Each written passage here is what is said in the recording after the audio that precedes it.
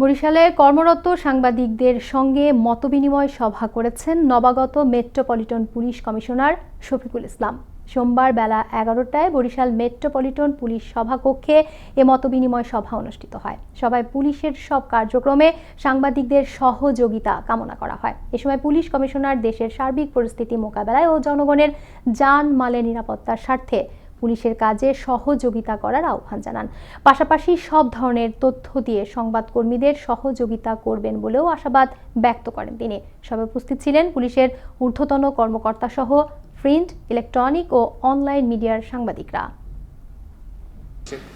আমরা পিছনের জিনিসটা ভুলে যাই না, অসুবিধা কি? এখন নতুন ভাবে শুরু করে এখন আপনাদের কি সমস্যা হচ্ছে সেটা বলে, কারণ ওই সময় পরিস্থিতি একটা ভিন্ন ছিল, তাই না? তো এখন আপনারা কি কোনটা আমরা পজিটিভ বা নেগেটিভ করছি সেটা আপনারা তুলে ধরেন, তাহলে তো আমরা এগিয়ে যেতে পারবো।